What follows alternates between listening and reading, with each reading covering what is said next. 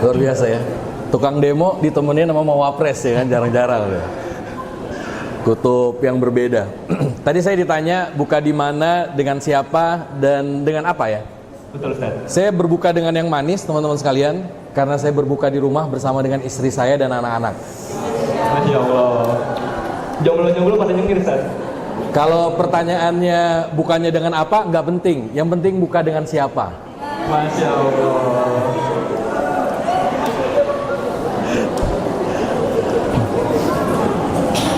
Udah gitu doang tanyanya.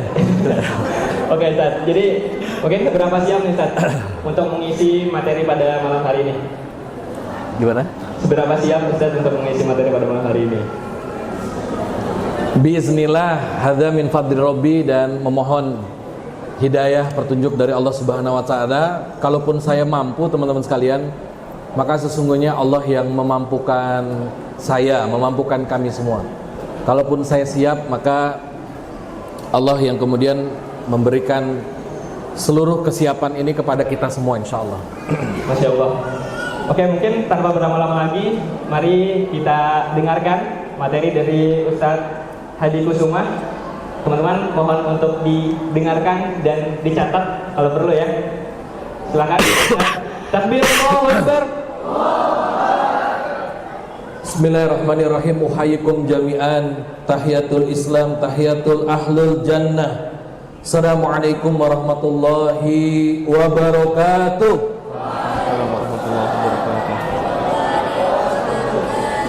Alhamdulillah. Alhamdulillahilladzi hadana li hadza wa ma kunna linahtadiya laula an hadana Allah. Asyhadu an la ilaha illallah wa asyhadu anna Muhammadar Rasulullah.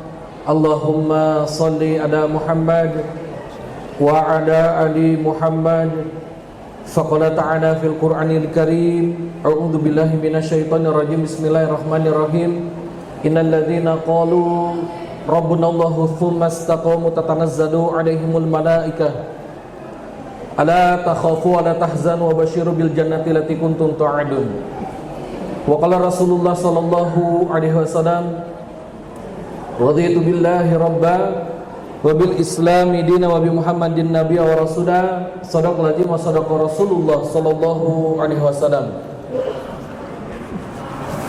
Ikhwan dan akhwat fillah rahimahullah, para mutakifin dan mutakifat, orang-orang yang mencintai Rasul, menghidupkan sunnah dari Rasulullah sallallahu alaihi wasallam, ditandai dengan duduk dan berdiamnya kita di masjid yang banyak memberikan kesempatan pengembangan diri, pendidikan karakter, dan barangkali sudah ratusan atau ribuan rekan-rekan remaja dan pemuda yang Allah takdirkan menjadikan masjid ini sebagai kawah candra di muka, sebagai tempat orang-orang yang kemudian memohon dan merintih kepada Allah di akhir Ramadan, dan kemudian bertemu dengan segala pencapaian, kesuksesan dan cita-citanya.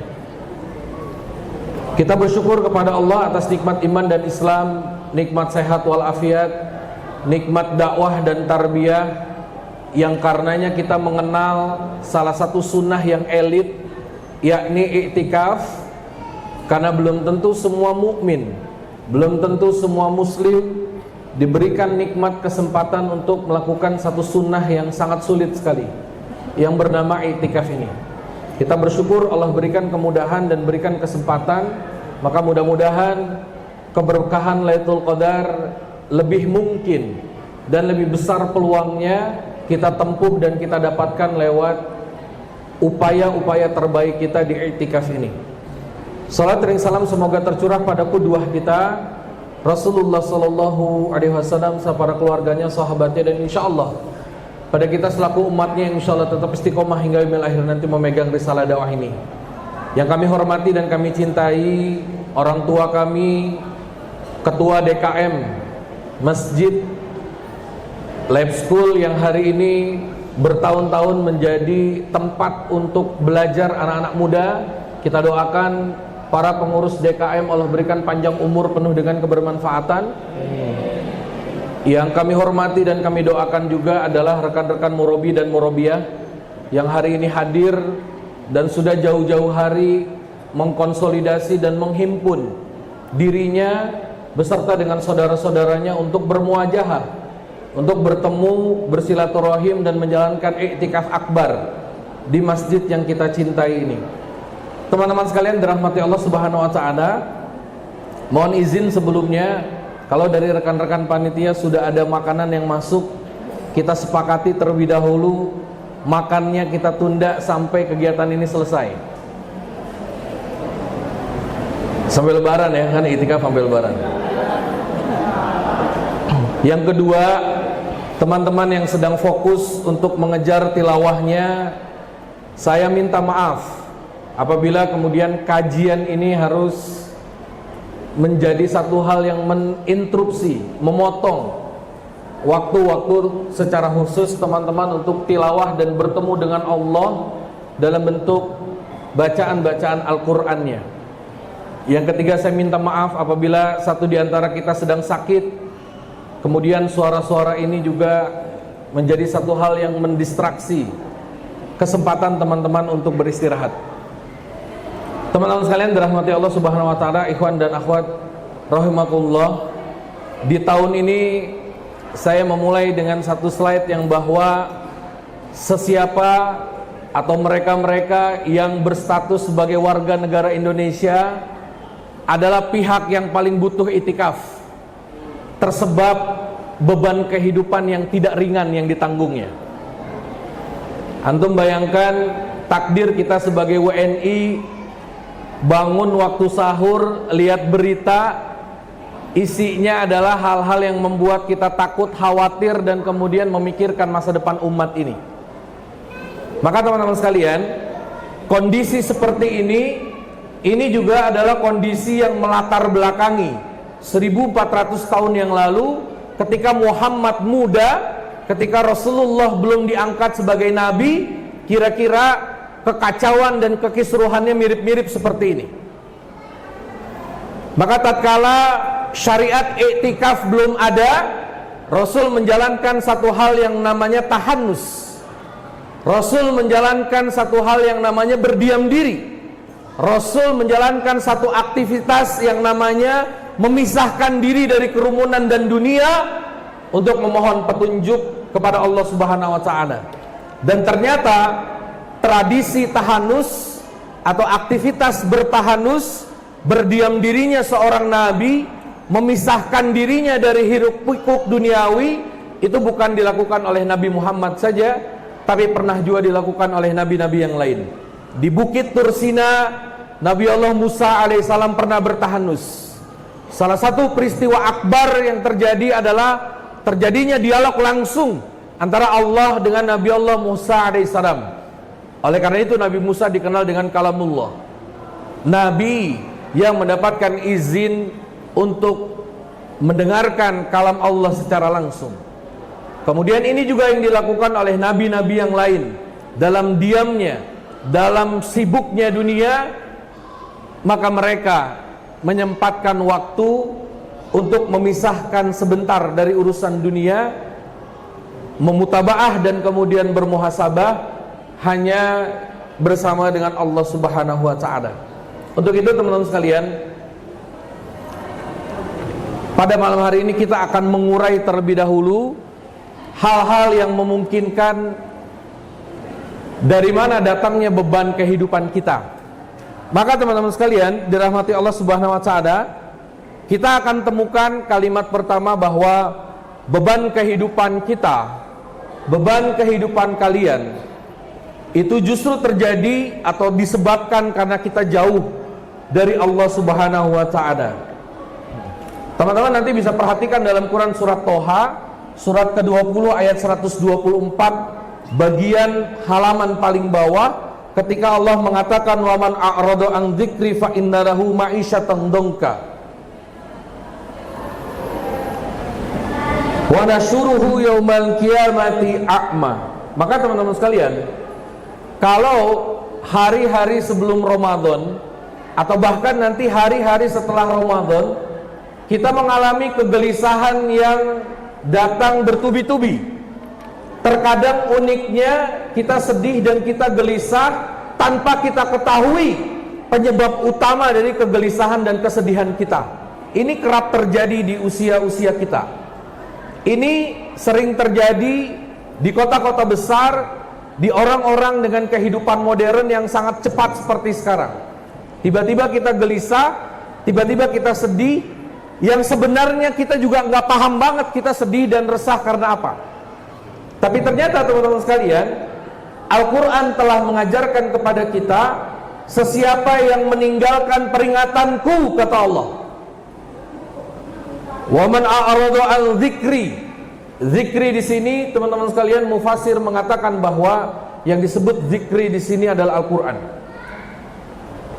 Mereka-mereka yang memunggungi Al-Quran, mereka-mereka yang menjadikan Quran di belakangnya, maka takdir kehidupannya adalah ma'isyatan dongka, kehidupan yang sulit. Maka teman-teman sekalian, kalau kita tidak percaya, mari sama-sama kita periksa seberapa intensitas kita kuat interaksi dengan Al-Quran. Maka di posisi itu pula kita penuh percaya diri, dan kalaupun ada masalah, kita punya mental-mental untuk siap bertemu dengan masalah tersebut. Inilah mengapa para aktivis dakwah kampus diseru untuk memiliki wirid-wirid minimal tentang Qurannya, karena setiap harinya dia bertempur dengan permasalahan-permasalahan, karena setiap harinya dia bertemu dengan godaan-godaan setan itu sendiri, teman-teman sekalian. Karenanya tidak logis bagi seorang aktivis dakwah dia malas menjalankan wirid harian, sementara Rasul mengatakan wirid harian kalian adalah senjata, dan mustahil ada tentara yang perang dia enggan membawa senjata. Aktivis dakwah kampus yang tidak rajin menjadikan wirid hariannya, dia adalah tentara-tentara yang berperang tapi dia enggan dan lalai untuk membawa senjatanya. Sudah dipastikan dia akan mati di tengah jalan. Sudah dipastikan dia akan mati di tengah dakwahnya karena dia tidak mau membawa senjatanya. Teman-teman sekalian, layaknya seorang tentara dalam suatu peperangan, seberat apapun senjatanya pasti akan dibawa. Sebesar apapun senjatanya pasti akan digotong. Karena itu nyawanya, dan karena itu pertahanan utamanya agar dia mampu memenangkan setiap peperangan-peperangan yang ada. Karena itu teman-teman sekalian dirahmati Allah Subhanahu wa taala, siapa sangka beban-beban kehidupan kita yang hari-hari ini memberatkan kita datangnya adalah tersebab kita sendiri yang jauh dari Al-Quran. Antum WNI dan antum jauh dari Al-Quran. Berat Pak kehidupan kita. Iya enggak? Antum WNI, antum tidak baca Quran dan antum tidak itikaf, mati besok. Bener, berat Pak. Jadi itikaf ini adalah penawar hati. Itikaf ini adalah obat dari segala kegelisahan yang ada, teman-teman sekalian. Kalau tadi di kuis atau di sesi ice breaking ada buah-buah apa yang ditakutin mahasiswa, bimbingan skripsi. Muncul lagi pertanyaan, hantu-hantu apa yang disenangi oleh ibu-ibu. Ini aja udah syirik. Iya gak? Masa itikaf musyrik? Masa ada hantu yang disenangi emak-emak? Jadi teman-teman sekalian, iktikaf ini jadi konsolidasi kita karena ini sedekat-dekatnya dengan Allah Subhanahu wa taala, dengan syarat iktikaf ini tidak menjadi ajang silaturahim terselubung. Kenapa? Karena ketika iktikaf banyak yang kenal, setiap ketemu kenalan minimal ngobrol dengan orang itu 10 menit. Resiko orang terkenal dengan kita ketemu aja 20 orang, udah 200 menit sendiri Pak. Lewat itu Quran. Inilah yang menyebabkan peserta iktikaf tidak hatam Quran dalam 10 hari. Reuni. Ini yang menyebabkan ketika saya sudah punya anak, saya berhenti iktikaf di tempat ini. Karena waktu muda saya adalah penghuni tetap di Selasar Kanan. Dan tempat itu nggak ada maba yang berani nginep di situ. Jadi teman-teman sekalian, ketika suasana sudah berbeda, ketemu orang minimal ngobrol 10 menit, di situ saya berhenti itikaf di sini. Dan sebagai informasi, malam ini juga saya tidak itikaf di sini. Tambah rumit, kenalannya tambah banyak nih ya enggak? Ada Jafar, ntar dia ngobrol lagi, ada aja yang diobrolin. Ada Bagus ya kan, dan seterusnya. Udah selesai deh. Ada ketua kita Dimas ya kan, abis. Jadi izin ya. Gini nggak, gini ya. Izin. Jujur, saya nggak bisa nih itikaf di sini ya. Karena itu teman-teman sekalian dirahmati Allah Subhanahu wa taala, kita bersyukur pada hari ini bisa itikaf, dan salah satu agenda utamanya adalah mendekatkan diri kita dengan Al-Qur'an. Teman-teman sekalian, hari-hari ini ada orang yang sudah hatam 6 kali. Hari-hari ini ada orang yang sudah hatam 4 kali. Hari-hari ini setidaknya ada orang yang sudah hatam 1 kali Al-Quran. Tetapi bisa jadi hari-hari ini ada di antara kita yang belum hatam Al-Quran.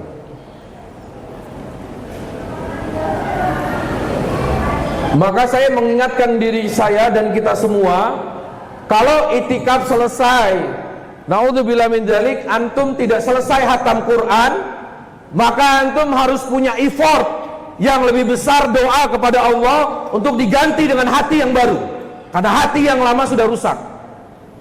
Dan kalau antum berpikiran tidak bisa hatam Quran karena saya sibuk, karena saya tidak bisa membaca Al-Quran, salah. Antum terlalu pede dengan itu. Kalau antum tidak hatam Quran di Ramadan, tidak bisa menyelesaikan bacaan Quran di Ramadan karena alasan waktu dan sibuk, salah. Jawabannya antum sedang diazab oleh Allah. Jawabannya bahkan Al-Quran jijik dengan antum. Jawabannya bahkan Al-Quran tidak mau dekat dengan antum. Sehingga teman-teman sekalian, tidak boleh ada yang kegeeran. Tidak bisa ada yang percaya diri merasa saya tidak punya waktu untuk Al-Quran. Kalau Ramadan tidak hatam tanpa alasan syar'i, sesungguhnya ini adalah azab dari Allah Subhanahu wa taala yang nyata di dunia.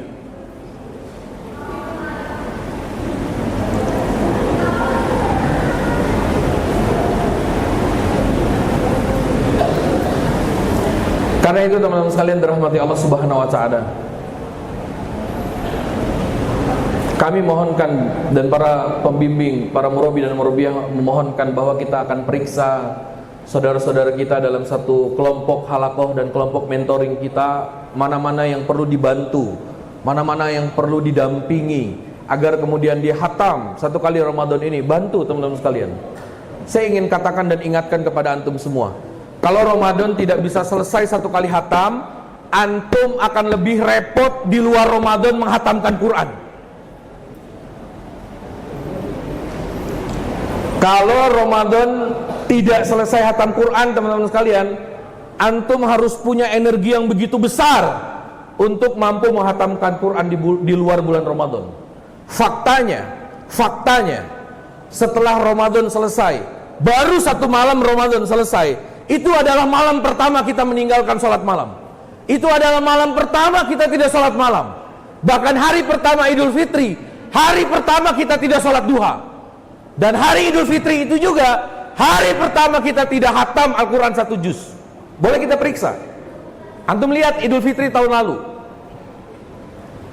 Tidak usah angkat tangan dan tidak usah jawab. Siapa yang Idul Fitri tahun lalu hari pertama masih sempat sholat duha di tengah silaturahim kita? Laki-laki mana yang sempat sholat zuhur di masjid tahun lalu Idul Fitri, teman-teman sekalian?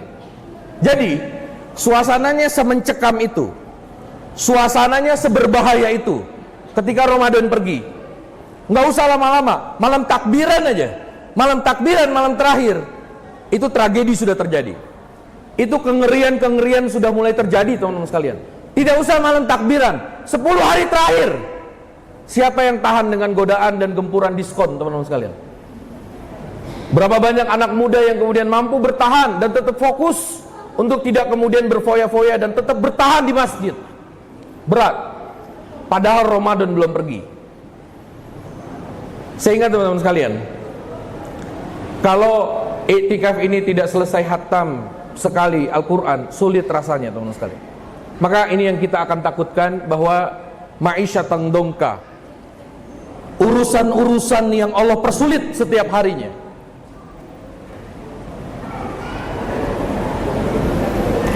Dan antum tahu nggak, kalau saya membold warna kuning pada kata-kata ma'isyatan dongka, sebenarnya kalimat selanjutnya yang lebih mengerikan. Ketika Allah mengatakan wa nahsyuru yaumal qiyamati a'ma, nanti akan ada orang-orang yang ketika hari kiamat dibangkitkan dalam posisi tidak melihat. Teman-teman sekalian, antum tahu nggak, di tengah-tengah saya ini ada guru saya yang ada di sini. Di tengah-tengah antum semua, seharusnya yang lebih afdol, lebih pantas duduk di sini tuh guru saya. Dia ada di tengah saya. Saudara antum, namanya Ihsan Zaki dari FIB. Bagi saya, teman-teman sekalian, seluruh ikhwan-ikhwan yang ada di sini, yang paling soleh dan kemudian paling bersih, dia seorang. Yang paling soleh dan kemudian paling terjaga hanya dia seorang. Sehingga seharusnya nasihat-nasihat seperti ini dia aja yang nyampein, bukan saya. Mata saya kotor.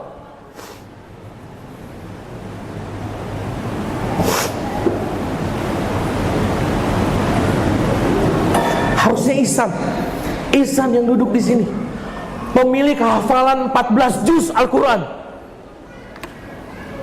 Kalau malam hari ini mati lampu, gelap, tidak ada listrik, hanya Ihsan yang bisa baca Quran.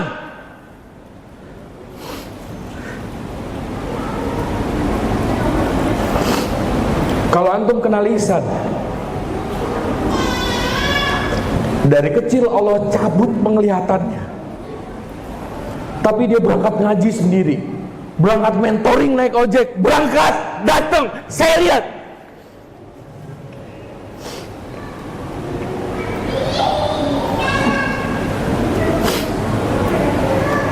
Terakhir dia ngomong, "Bang, saya paling demen dan saya paling seneng agenda kemah Quran. Kalau perlu saya akan izin sama dosen saya untuk tidak kuliah di hari akhir Ramadan untuk suatu kemah Quran." Sehingga para akhwat, kalau nanti datang proposal bernama Ihsan Zaki kepada antum, berat kalau antum tolak.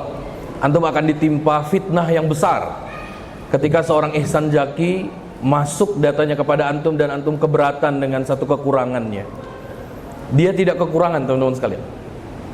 Dia tidak kekurangan. Dia jauh melebihi kami semua. Satu-satunya ikhwan dengan laki-laki dengan matanya yang terjaga, dia seorang. Satu-satunya ikhwan yang kemudian Allah jaga hati dan bersih, dia seorang, teman-teman sekalian.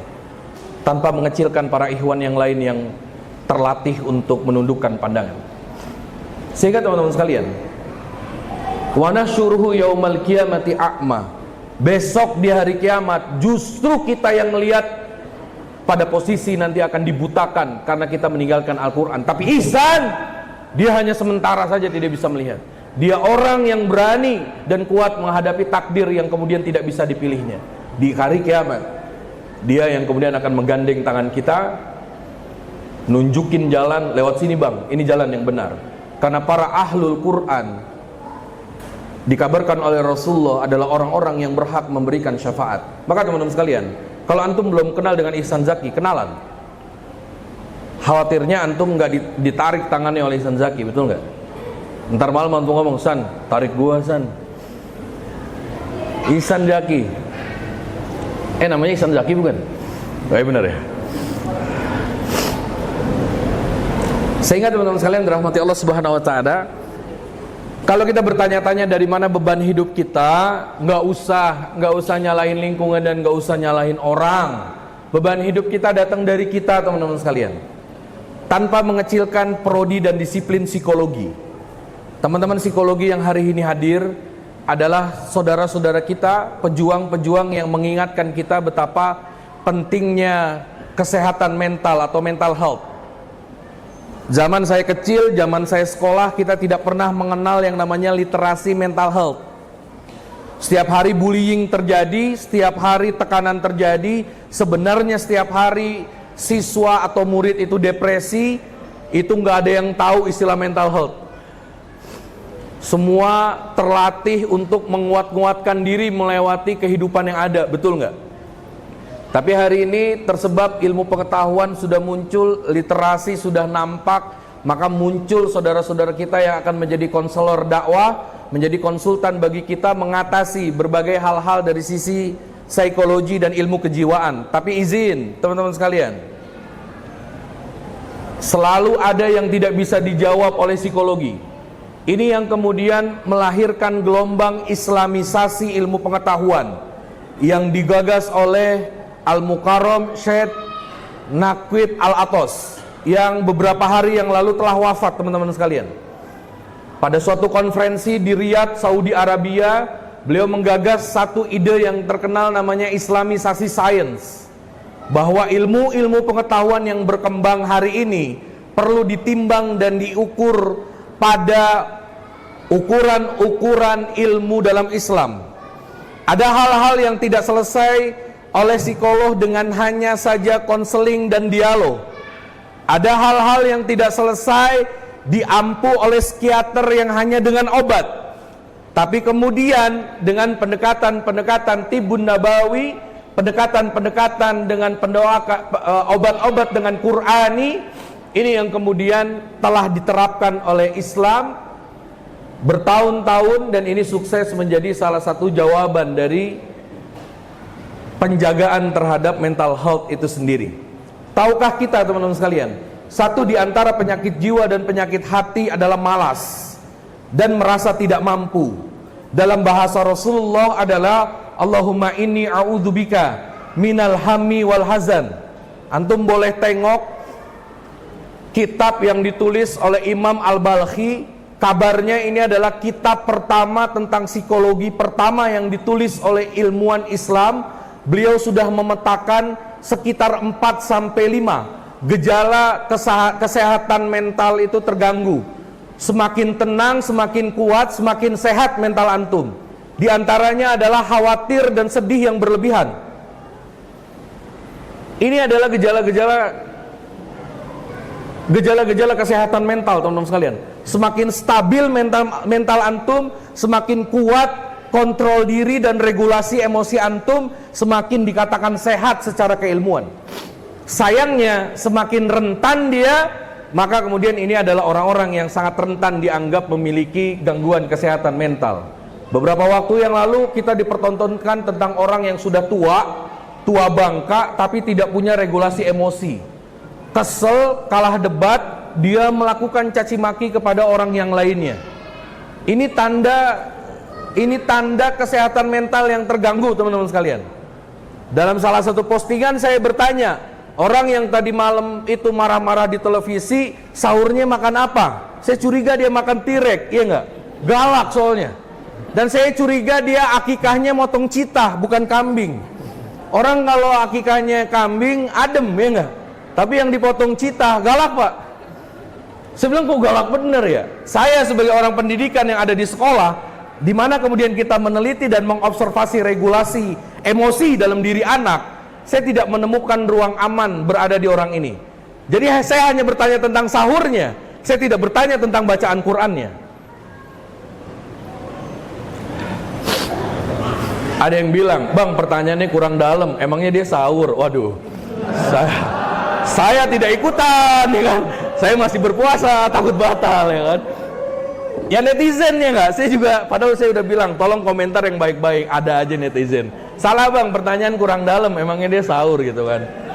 Allah ya Karim. Nah saya ingat teman-teman sekalian, balik lagi ke sini, ma'isyatan dongka. Ayo, kita jujur aja sama Allah, kehidupan kita ini sulit gara-gara Al-Quran kita punggungin pak. Oh iya bang, soalnya kita naruh Al-Quran di tas tuh di belakang. Bukan itu, bukan harfiah banget gitu ya. Besok-besok saya ini aja bang, tasnya saya taruh depan aja. Dengan begitu Al-Quran ada di dada kami. Apaan? Al-Quran dikantongin kagak dibaca, lu sedih juga gitu. Al-Quran ada di dada saya bang, ya di dada doang, baca malih gitu kan. Baca. Jadi teman-teman sekalian, baca Al-Quran tidak ada hukum amniah. Aneh perhatiin, antum gak pernah baca Quran di kampus, amniah bang.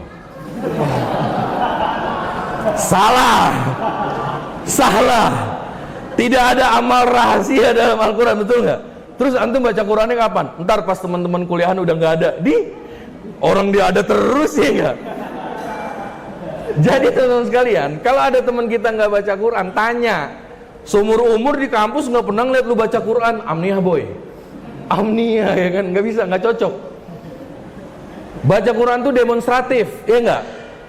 Orang ngasal aja demonstratif, berani ya kan? Baca Quran takut, baca Quran. Saya ingat dulu di Gedung G ya, di Gedung G, mohon maaf nih, cerita dikit, mudah-mudahan sekarang Gedung G udah nggak begitu lagi. Suatu malam di Gedung G, saya tidak sebutkan lantai berapa, anak mana dan siapa yang kemudian melakukan itu. Suatu malam di Gedung G, teman-teman sekalian, itu ada orang yang minum-minum. Wah bang, kalau minum-minum LDK juga kita minum-minum. Iya, tidak seharfiah itu teman-teman sekalian. Maksudnya adalah minum-minuman keras gitu, paham nggak? Itu orang lagi minum-minuman keras, antum tahu nggak? Mohon maaf nih, izin LDK ya. Bukan LDK yang menegur, didaktika. Dia nyetel murotal kenceng-kenceng. Murotal kenceng-kenceng ya kan. Wah, tiba-tiba ada murotal. Sama-sama di lantai 3. Tapi bukan dari LDK nih, didaktika, teman-teman sekalian. Apa yang terjadi? Digulung. Anak didaktika disamperin ya kan, digebugin teman-teman sekalian ya kan. Jadi teman-teman sekalian, rahmati Allah Subhanahu wa taala. Itu didaktika aja berani loh. Ini ada orang nih lagi mabuk ya kan, setel murotal kenceng-kenceng. Walaupun akhirnya ditampolin. Saya nggak sebut lah anak mana yang nampolin ya kan. Anak Gedung G udah tahu pasti. Artinya teman-teman sekalian, ayolah. Kan kita punya 10 budaya muslim dan muslimah, betul nggak? Apa yang berkaitan dengan Quran? Tibas. Tidur pada sholat.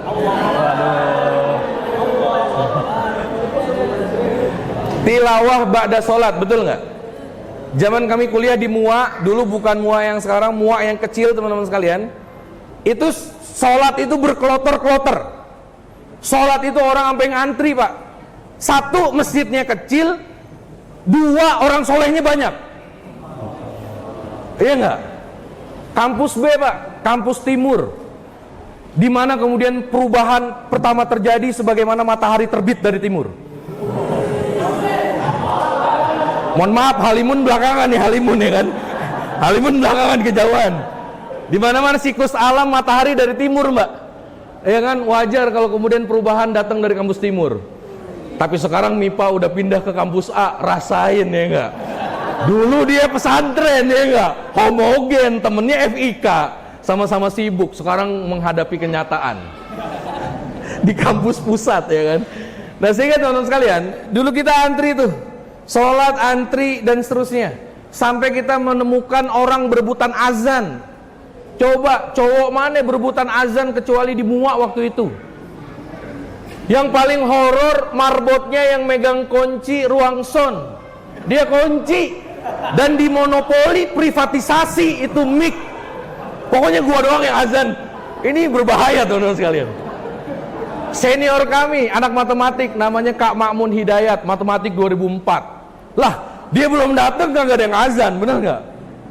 Nah sehingga teman-teman sekalian, setelah sholat selesai, kalau antum hadir pada waktu itu masjid kayak suara tawon di belakang. Suara apa teman-teman sekalian? Suara orang yang kemudian saut-sautan untuk tilawah.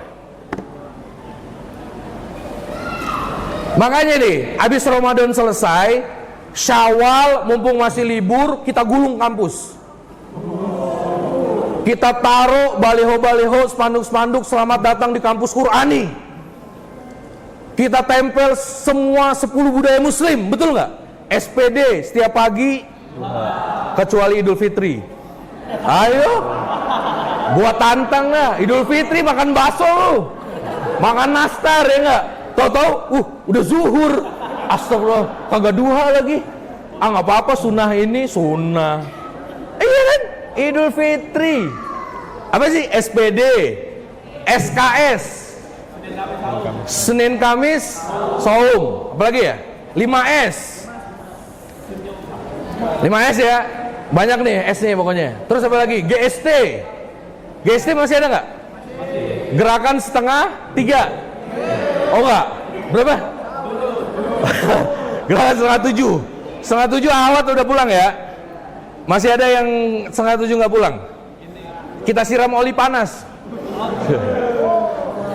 Maaf teman-teman sekalian, dulu saya anggota Laskar Hijau. Kagak tahu kan di kampus kan? Di kampus itu ada laskar hijau. Tugasnya pulang paling belakangan. Maghrib abis sholat, tugasnya keliling di halte-halte setempat.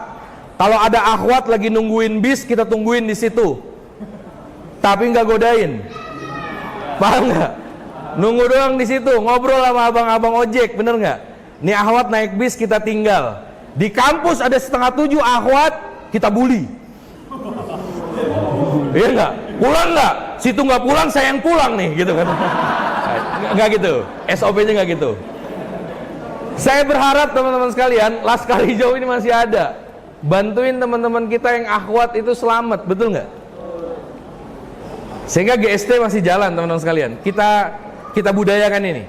Kalau ada akhwat peserta itikaf merasa, Bang, ini bentuk diskriminasi dan kami adalah orang-orang yang dikungkung dan dibelenggu, kami melawan. Oh gitu ya. Ini kalau ada akhwat nih peserta itikaf yang ngomong kayak gini, usir.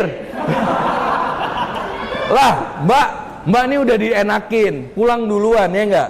Biar emaknya enggak khawatir, biar fitnah enggak jadi dakwah.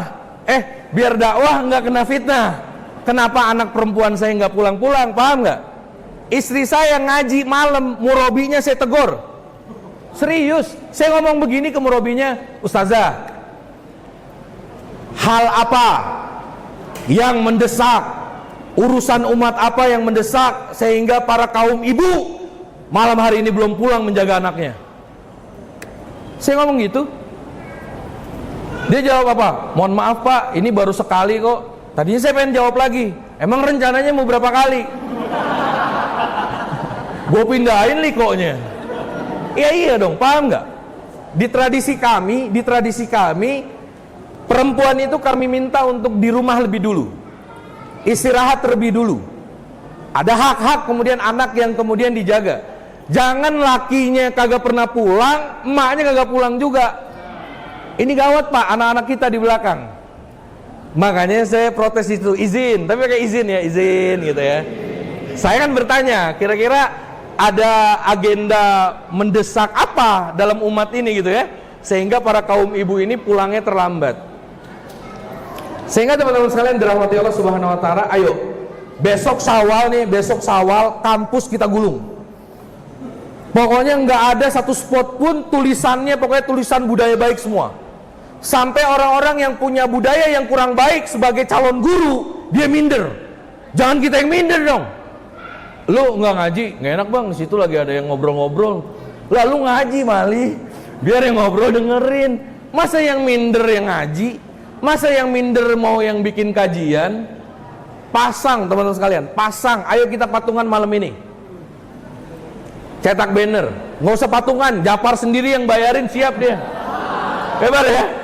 Izin nih Par, asal tunjuk aja nih ya.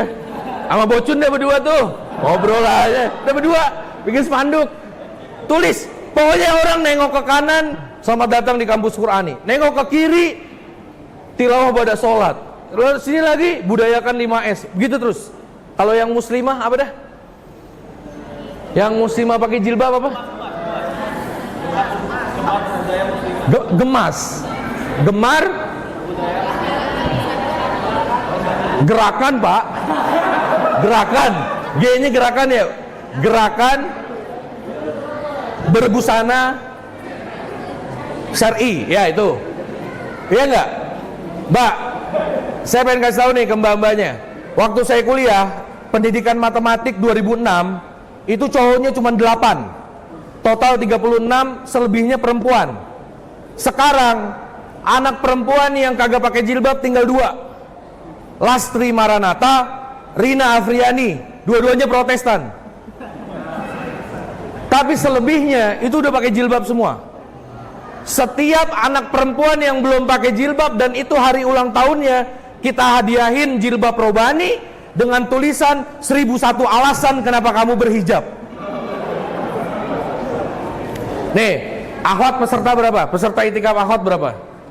Gocap ada nggak gocap? Gocap tahu nggak gocap? 50 ada nggak? Satu orang bikin 2 alasan. 50 kali 2 berapa ya? 100. Berarti satu orang 20. 1000 nggak tuh? 1000. Bang, tapi ntar sama-sama aja. Nggak apa-apa, ayat Quran aja sama 31 kali. Iya nggak? 1000 alasan kenapa kamu berhijab. Iya nggak? 800-nya alasannya sama. Ya biar aja dia baca. Cetak, bikin e-book, bikin. Orang diketik gampang. Biar kamu lebih keren, 1. Kamu lebih keren kalau pakai jilbab, 2. Iya elah. Itu kan beda, parafrase. Iya nggak?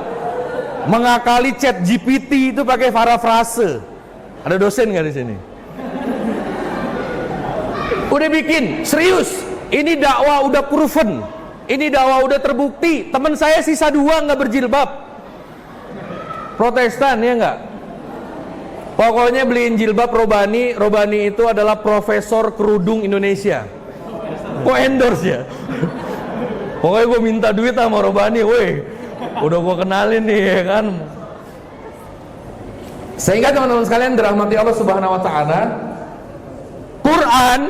Quran dan budaya Quran tidak akan terjadi kecuali kita kampanyenya intens. Besok Syawal masuk duluan. Tapi masih libur, Bang. Oh, entar dulu berarti. Tunggu masuk, kita masuk nih. Ayo demonstrasi, ngajinya jalan terus. Biar orang-orang tahu, oh di UNJ setiap bulan Ramadan ya.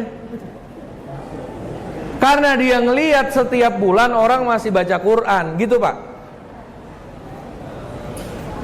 Nah, sehingga teman-teman sekalian, mudah-mudahan dari sini udah kejawab dari mana beban dan kegelisahan hidup kita. Next. Yang satu lagi teman-teman sekalian, nanti antum tengok Quran surat Az-Zukhruf ayat 36 dan 37, halaman sebelah kiri atas ke bawah dikit. Ini Allah ngomong gini teman-teman sekalian, wa may yashu an dzikri rahman, sama nih, wa may yashu an dzikri rahman, mereka-mereka yang memunggungi Al-Quran, nuqayyid lahu syaitana, akan dijadikan setannya jadi temennya, fahuwa lahu qarin. Jadi di sini udah mulai kejawab kenapa anak muda Gen Z gampang labil, kenapa orang ngajak maksiat dia pengen. Kenapa teman-teman sekalian? Karena setiap harinya disetanin, karena setiap harinya setan jadi teman karibnya. Tanya anak psikologi, betapa besar pengaruhnya lingkungan pertemanan kepada karakter seseorang. Tanya hadis Rasul, yang kemudian Rasul mengatakan agama seseorang ditentukan oleh agama kawan-kawannya. Sehingga teman-teman sekalian dirahmati Allah Subhanahu wa taala, Al-Qur'an bukan hanya saja nanti membuat antum bercahaya di akhirat, terhindar dari mata yang tertutup untuk melewati Shirathul Mustaqim yang sangat tipis itu, tapi dia juga efektif untuk membendung setan tidak menjadi teman karib kita. Masalahnya teman-teman sekalian dirahmati Allah Subhanahu wa taala, antum tahu nggak? Atau di sini ada bahasa Arab nggak? Rafa mana Rafa? Aina Rafa, aina Rafa. Kaifa halukum ya akhi? Kan sekarang ada tren ya. Ibu saya nyari yang bisa bahasa Arab.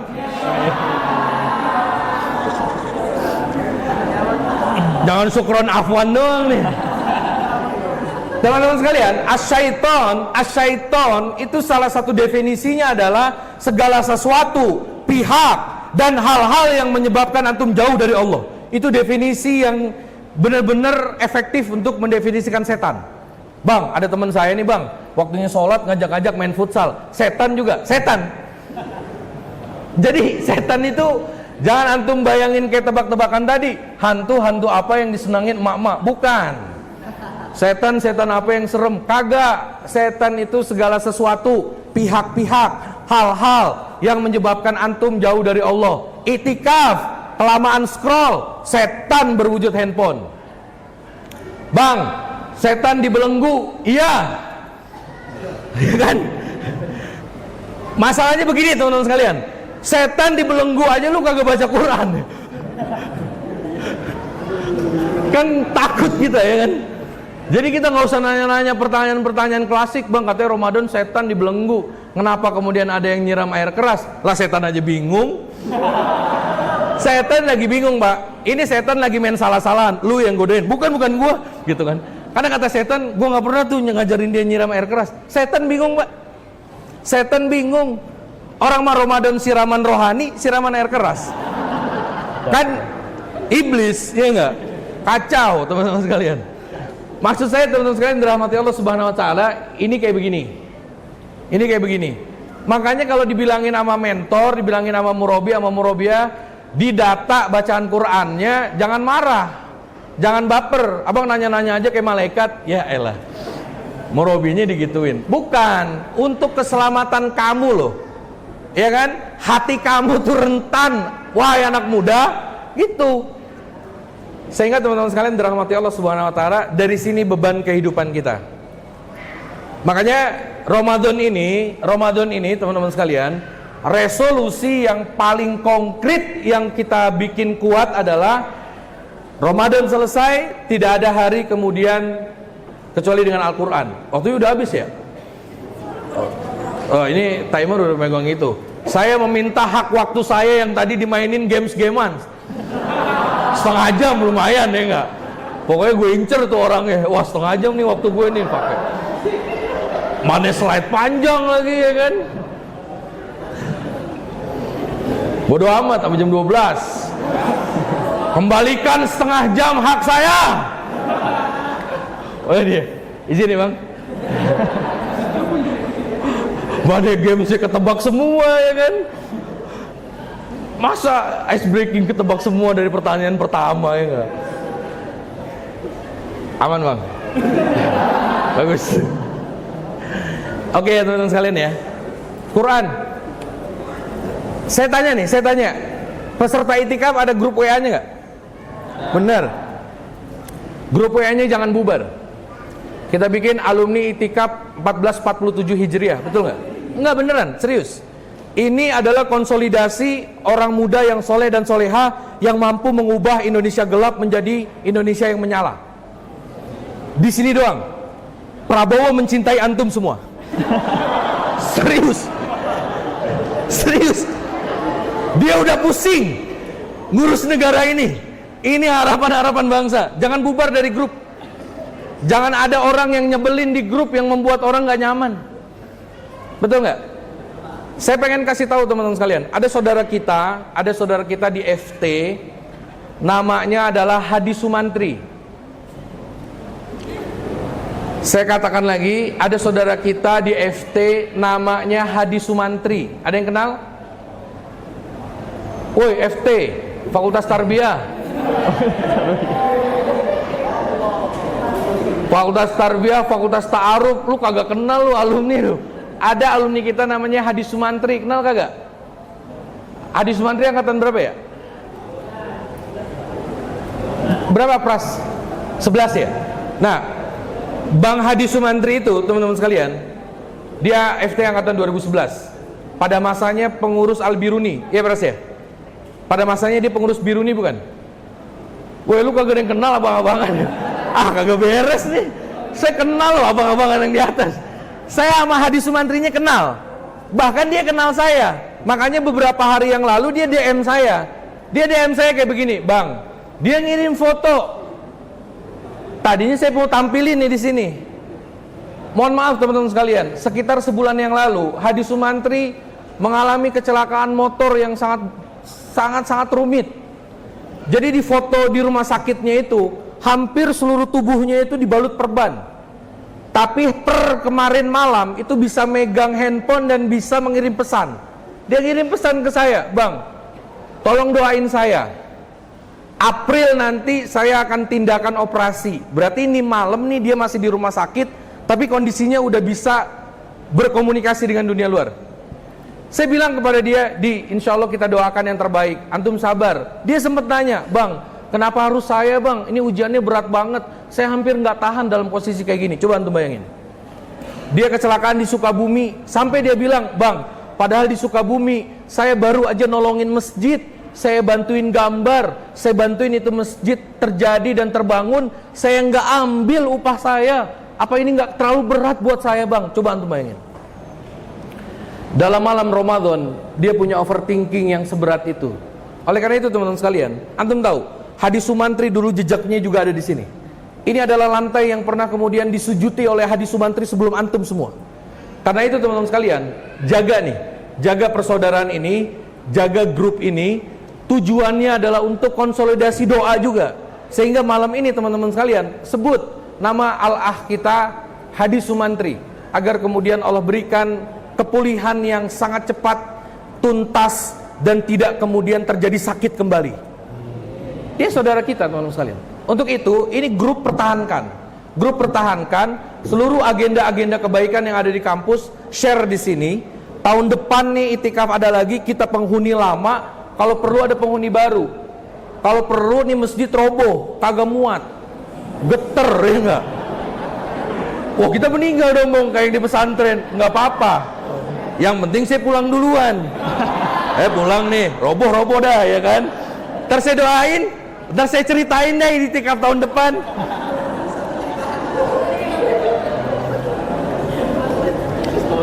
Nah sehingga teman-teman sekalian, beban hidup yang selanjutnya adalah justru karena maksiat yang kita lakukan. Allah mengatakan, dan musibah apapun yang menimpa kamu adalah karena perbuatan tanganmu sendiri. Sehingga teman-teman sekalian, ayo berhenti nyalahin lingkungan, berhenti mengutuk kemampuan diri kita. Toh ternyata bandel-bandelnya kita yang menyebabkan kita sulit sendiri. Ulama-ulama zaman dulu, teman-teman sekalian, ulama-ulama zaman dulu itu kalau ada anak atau kalau ada orang muda nggak bisa sholat malam, sederhana, dia cuma ngomong, maksiat apa yang antum lakukan siang hari sehingga antum tertahan tidak bisa sholat malam pada malam harinya. Dan antum nggak usah gaya-gayaan, bang saya siang hari nggak maksiat bang, tapi malamnya susah sholat malam, ayo kita periksa.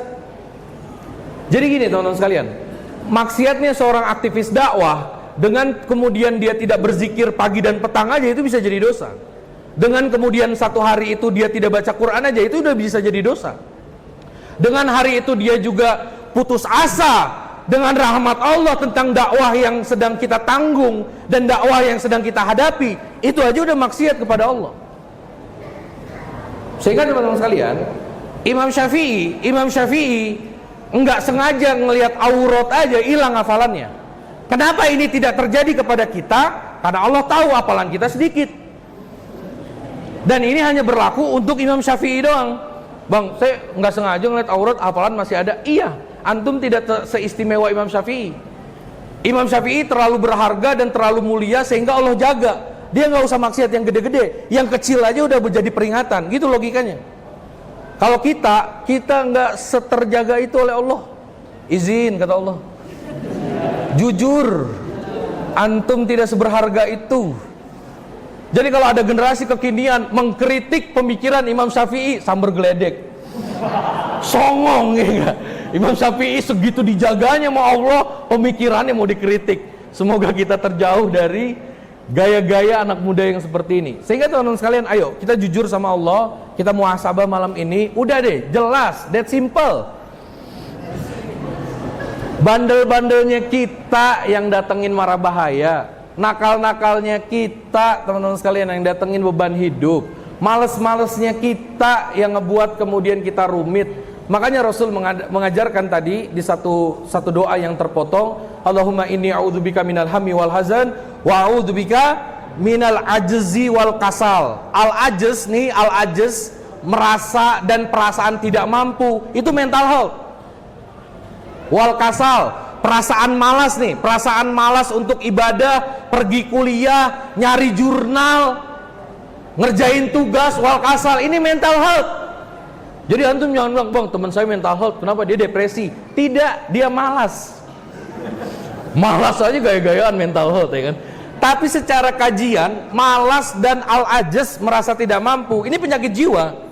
Makanya ternyata obatnya itu sugesti positif, berpikir positif, growth mindset yang dibacakan dalam zikir pagi dan petang. Ya Allah, lindungi saya dari merasa al-ajaz, tidak mampu. Dilempar amanah, bang saya mundur bang. Kalau amanahnya itu, dan kalau abang nyari yang kayak gitu saya mundur. Tapi kalau abang nyari yang ini, saya juga mundur bang. Lalu mundur terus, kagak berani lu, kagak tawakal lu. Ini kalau di sini ada cari abang-abangan kita namanya Dr. Ahmad Fauzi, fisika, ada nggak orangnya? Biasanya datang nih, dokter termuda di antara kita, angkatan 2007 udah jadi dokter, udah lama dokternya. Ini orang keren banget. Setiap tahun kalau lagi bagi-bagi amanah, dia kita petain paling terakhir. Kenapa dipetain paling terakhir? Si paling kagak rewel. Dia dipetain dapat amanah apapun, oke bang kita jalan. Bahkan cita-citanya dia itu disusul oleh realitas yang ada. Ngerti maksudnya nggak? Ji, ente tahun depan mau jadi apa? Aneh jadi sospol aja bang. Dia cita-citanya jadi staf sospol. Terus dipetainnya jadi apa? Sekjen BMF. Jadi ada orang yang kenyataannya lebih tinggi dari cita-cita, ya nggak? Dr. Ahmad Fauzi. Kalau orangnya ada, dia suaminya Mbak Pipit dari FIS. Mana ya orangnya? Kalau ada, ngobrol sama dia dah. Gimana kemudian mental berani, growth mindset, positive mindset, amanah apapun sikat, nggak takut. Dia adalah orang dengan 4 job desk. Satu orang 4 job desk. Dia yang megang flash disk, dia yang pergi ke cetakan, dia yang masang banner, entar pemira dia yang nurunin banner. Satu orang 4 job desk teman-teman sekalian. Celakalah saudara-saudaranya, ya enggak? Kok bisa? Kok bisa? Dia yang pergi ke Senen nyetak banner, dia yang masang. Hari tenang dia yang copot. Astagfirullahaladzim. Jadi nggak boleh nih saudara ditinggalin kayak gini. Emang keren satu orang 4 job desk, tapi itu wujud ukhuwah kita rusak teman-teman sekalian. Next ya, teman-teman sekalian, di rumah saya punya buku ini nih. Judulnya apa itu? Dosa-dosa yang dinormalize. Iya kan? Kata anak-anak sekarang kan, tolong jangan normalisasi gitu-gitu mulu kan. Lama-lama normalisasi ini jadi hal normal. Sehingga teman-teman sekalian, antum tahu nggak? Ini ada buku judulnya adalah dosa-dosa yang dianggap biasa. Totalnya ada 62 daftar dosa yang sering dianggap biasa oleh anak muda atau orang kebanyakan. Sampel riba, sampel syirik, kayak games yang tadi tuh. Aman. Judi, iya nggak? Mencuri atau korupsi, sumpah palsu, liwat apa nih? Mama anak liwat? Nasi, bukan. Liwat apa liwat? Kelainan dan rusaknya orientasi seksual seseorang. Itu mah kita juga tahu bang, ya kan? LGBT gitu ya. Apalagi teman-teman sekalian, mendahului imam dalam sholat. Saya yakin teman-teman sekalian, gibah namimah tahu ya? Imam ini adu domba, orang dibikin ribut, mabuk dan seterusnya. Tapi teman-teman sekalian, di antara daftar dosa-dosa ini, saya yakin tidak dikerjakan oleh anak remaja. Ada anak remaja WNJ yang judol, ada nggak?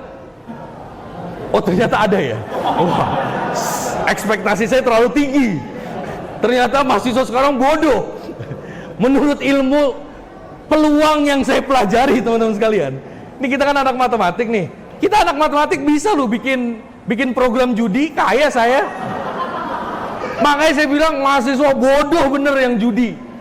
Lah bang, mana ada bandar rugi, kagak bakal menang judi, kagak bakal menang. Udah ada algoritmanya, udah dihitung gitu loh. Mahasiswa riba ada nggak? Mahasiswa riba ada, mahasiswa riba. Dikit lah ya, dikit. Apalagi udah ada apa? KC itu apa? Masih ada nggak KC? Masih ada. Kelompok Studi Ekonomi Islam. Oh ini apa nih? Ketuanya? Izin ketua. Waduh. Mohon maaf nih. Ada ketua, ya kan? Waduh. Izin ketua, ya kan? Ada KC. Kagak mungkin kita terjebak riba, gitu teman-teman sekalian. Liwat ada nggak di kampus kita? Jadi sekarang gini, bukan hanya aja cowok sama cowok gandengan yang perlu kita curigai, perempuan sama perempuan gandengan perlu kita curigai juga mbak. Waktunya habis apa 10 menit lagi? Materi masih banyak lagi. Nah teman-teman sekalian, Saya garis bawahi aja ya, saya garis bawahi. Yang sangat rentan menyerang kita semua termasuk saya adalah zina, teman-teman sekalian. Ini syekhnya udah tahu banget. Syekhnya udah tahu banget. Banyak orang menormalisasi zina, padahal bukunya ditulis tahunnya lama banget. Dan emang ini adalah godaan setan yang paling empuk dan banyak korbannya. Karena itu teman-teman sekalian, Nabi kita lewat hadis riwayat Tirmizi, yang mana hadis ini sahih, itu sudah ngajarin kita doa. Teman-teman akhwat yang paling ujung kebaca doanya nggak? Ini karena doa mau kita apalin di malam ini nih. Nggak apal nggak pulang loh. Kagak bubar nih dari aula nih ya. Saya udah bantu dengan garis bawah ada 3 biji. Sederhana saja teman-teman sekalian, ada 3 potong. Allahumma inni a'udzubika. Ya Allah, aku berlindung kepadamu. Gampang teman-teman sekalian. Dari apa kamu berlindung kata Allah? Ini yang berlindungnya teman-teman sekalian. Min munkaratil akhlaqi wal a'mali wal ahwa'i. 2 menit apalin. Ya Allah, aku berlindung kepadamu dari akhlak, amal, dan hawa nafsu yang mengarah kepada kemungkaran, yang menjebak anak-anak muda kepada kenakalan remaja, kepada kemaksiatan. Tolong hafalin teman-teman sekalian. Selain Allahumma innaka afuun karim tuhibbul afwa fa'fu anna, doa ini yang 10 hari terakhir kita habisin. Doa ini yang akan jadi zikir rutin kita. Biar Allah yang nyelamatin kita, biar Allah yang nolong kita, biar kita jadi anak yang selamat, orang tua kita nggak kerepotan, kita nggak kepacaran, yang akhirnya palanya dikampak. Udah kejadian loh, iya nggak? Allahumma inni a'udzubika min munkaratil akhlaqi. Maka teman-teman sekalian, Allahumma innaka afun karim dilanjutin. Tolong doa ini juga didawamin. Hadisnya sahih. Ini benar-benar boleh jadi amal. Anak muda baca ini, biar kemudian Allah jaga kita sebagaimana Allah jaga Nabi Yusuf alaihissalam. Iya kan? Pada akhirnya insya Allah teman-teman sekalian ya, kita yang hari ini disibukkan untuk menjaga diri, kita sangat yakin sesungguhnya pasangan terbaik adalah peserta itikaf. Iya enggak? Dan menantu terbaik pasti peserta itikaf teman-teman sekalian. Antum nggak usah khawatir. Tugas kita adalah memperbaiki diri dan kemudian menjaga diri saja. Terakhir dan paling terakhir teman-teman sekalian, waktunya habis tapi ini sebenarnya penting banget. Pada akhirnya teman-teman sekalian, pada akhirnya kenapa tema kita pada hari ini adalah where Ramadan,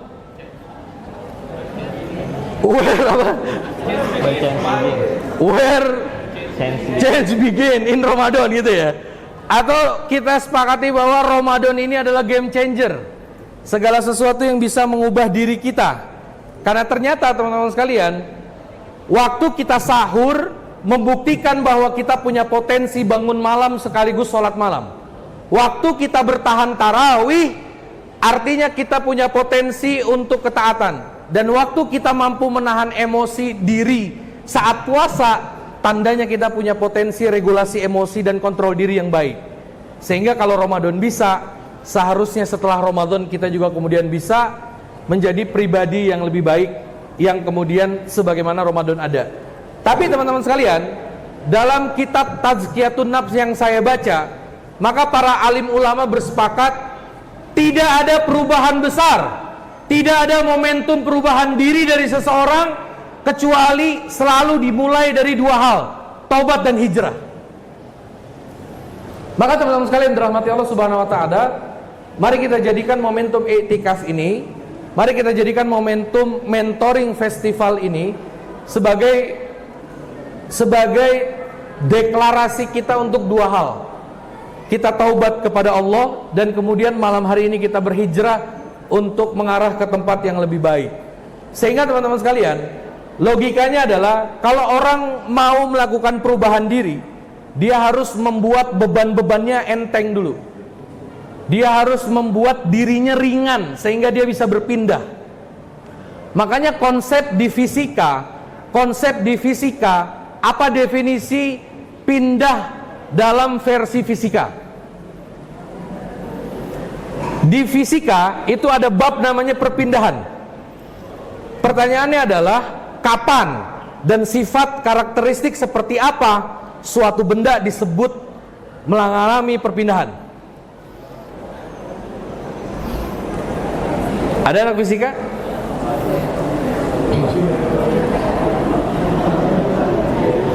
Jadi teman-teman sekalian, konsep perpindahan itu terjadi apabila terjadi selisih jarak antara tempat semula dengan tempat terakhirnya, antara S0 dengan S1, antara S1 dengan S2. Itu baru dia dikatakan pindah. Tidak peduli dia tidak bergerak sekalipun, karena ada perpindahan yang memungkinkan suatu benda tidak bergerak. Contohnya adalah gelas kopi yang ada di atas kereta atau di atas meja kereta yang sedang melaju. Meskipun gelasnya tidak bergerak, hakikatnya dia mengalami perpindahan. Karena yang diukur bukan gerakannya, tapi yang diukur adalah jarak terakhir dari si benda dengan jarak yang kemudian awal. Maka teman-teman sekalian dirahmati Allah Subhanahu wa taala, mudah-mudahan Ramadan dan kemudian iktikaf ini resmi jadi momentum tobat dan kemudian hijrah kita. Dan menariknya teman-teman sekalian, seluruh rangkaian Ramadan itu mengarahkan kita kepada pengampunan dosa. Seluruh rangkaian Ramadan apabila dijalankan dengan baik dan benar, seluruhnya mengarahkan kita kepada pertobatan. Satu, man shoma ramadhana imanan wa ihtisaban, ghufirallahu ma taqaddama min dzambi. Dua, man qama ramadhana imanan wa ihtisaban, ghufirallahu ma taqaddama min dzambi. Tiga, man qama lailatal qadri imanan wa ihtisaban, ghufirallahu ma taqaddama min dzambi. Dan pada suatu malam, empat, pada suatu malam yang kita curigai malam itu terjadi Lailatul Qadar, maka Rasul mengajarkan doa kepada kita, Allahumma innaka afuun tuhibbul afwa fa'fu anni. Ya Allah, Engkau yang maha mencintai pemaafan, untuk itu aku meminta maaf, karena itu maafkanlah aku. Jadi teman-teman sekalian, seluruh rangkaian Ramadan udah oke mengarahkan ke taubat, seluruh rangkaian Ramadan sudah oke mengarahkan kita ke hijrah. Karena itu kalau tema yang diangkat oleh panitia nih, Ramadan where change begin, atau Ramadan the new beginning for meaningful life, ini meminjam istilahnya Bang Nadi, ya nggak? Si paling meaningful, meaningful journey, meaningful eating, bener nggak? Wah, elah. Jadi resmi teman-teman sekalian, tema yang diangkat oleh panitia pada hari ini bahwa Ramadan adalah tempat di mana momentum perubahan benar adanya. Jadi tema ini tepat. Nah, karena slide-nya baru masuk tema, materinya baru dimulai. Lah, kan biasanya kalau pemateri judulnya di depan, saya di tengah, masih ada nih gitu kan. Waktunya udah habis, kita butuh tilawah yang tadi. Saya hanya melogikakan bahwa tema yang diangkat oleh panitia benar. Logikanya masuk, rangkaian dalil dan kemudian flow materinya bisa kena, bahwa Ramadan ini bisa jadi momentum diri kita semua, momentum perubahan bagi diri kita semua. Itu bisa teman-teman sekalian, sangat logis. Intinya kalau Ramadan kita sukses, kita termasuk orang yang diampuni. Kalau kita diampuni berarti kita orang yang gak punya dosa. Kalau orang gak punya dosa, pasti hidupnya semaunya dia. Teman-teman pernah dengar ungkapan ini nggak? Lu kayak orang nggak punya dosa lu. Saya tanya. Teman-teman pernah dengar ungkapan lu kayak orang nggak punya dosa lu? Pernah nggak? Saya gede di Palmerah teman-teman sekalian, Jakarta Barat. Anak Palmerah Jakarta Barat itu kalau lagi nongkrong kayak begini, di sini ada kopi, ada es, ada roti, ada donat. Kita lagi ngumpul kayak begini, tiba-tiba orang datang, teman kita datang ke tongkrongan telat, kopi main minum, donat main makan. Nah, ungkapan warga Palmerah adalah sembari kita toyor, lu kayak gak punya dosa lu, gitu. Karena dia main makan-makanin aja, paham gak? Nah, ternyata teman-teman sekalian, temuan budaya ini dikaji dengan sosiologi religius gitu ya. Dengan pendekatan ilmu sosial budaya dan keagamaan, ungkapan warga Palmerah lu nggak punya dosa itu ada benarnya.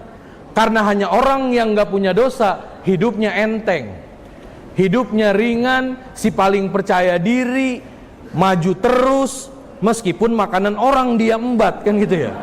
Nggak, saya pengen mengibaratkan Ramadan selesai dosa kita hilang. Kan Syawal kita cengar-cengir, betul nggak?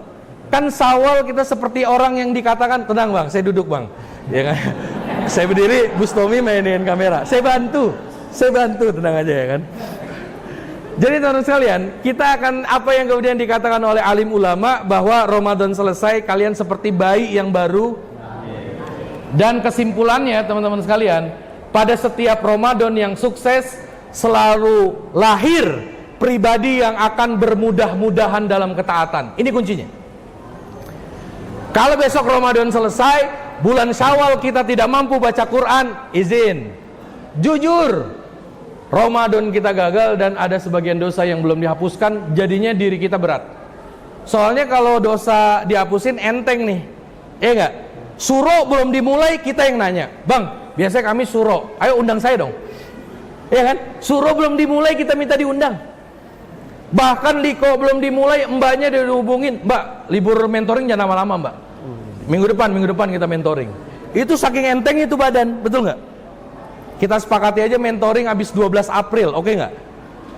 Jadi habis 12 April kalau mentoring belum jalan, sambur geledek satu likoan.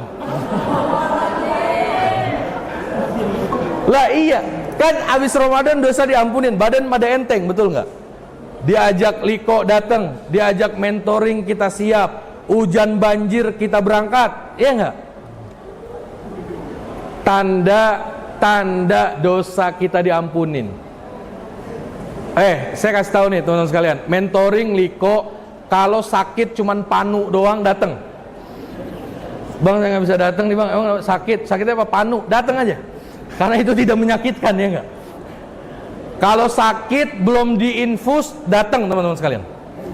Jadi satu-satunya perizinan liko yang paling syar'i adalah ngirim foto tangan kita dimasukin jarum infus.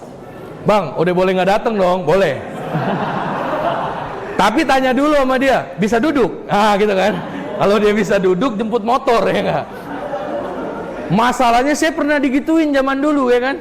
Si Hadi mana tuh? Sakit bang. Ini demo dia sakit, ya kan. Bisa duduk gak dia? Ya duduk mah bisa, gitu kan. Itu saya udah curiga tuh ditanya kayak gitu. Tau-tau dijemputin, ngapain lo? Dipanggil panggilan suruh demo, kan gue sakit. Katanya lu bisa duduk, jadi dijemput naik motor. Gini. Hidup mahasiswa, ya gue aja sakit. Jadi teman-teman sekalian, saya pernah mengalami perizinan yang sangat sempit. Perizinannya adalah sakit keras atau kematian, atau minimal adalah izin di tempat. Nah, sehingga teman-teman sekalian dirahmati Allah Subhanahu wa taala, pada akhirnya ini penghujung dari pertemuan kita. Mudah-mudahan Ramadan kita sukses. Kalau Ramadan kita sukses sebagaimana janji dari Rasulullah, man shoma ramadhana, man qoma ramadhana, man qoma lailatal qadri, Allahumma innaka afun karim tuhibbul afwa fa'fu anni. Semuanya dapat ampunan dari Allah. Syawal badan kita enteng. Syawal mata kita ringan. Puasa sunnah 6 hari bisa kita libas, 1 juz tiap hari masih kita mampu. Mentoring diselenggarakan, kita sanggup untuk kemudian berangkat sampai ketemu itikaf tahun depan kalau kita ada umur. Alhaqum mirobik falatakunana minal mumtarin walafu minkum. Assalamualaikum warahmatullahi wabarakatuh. Waalaikumsalam warahmatullahi wabarakatuh.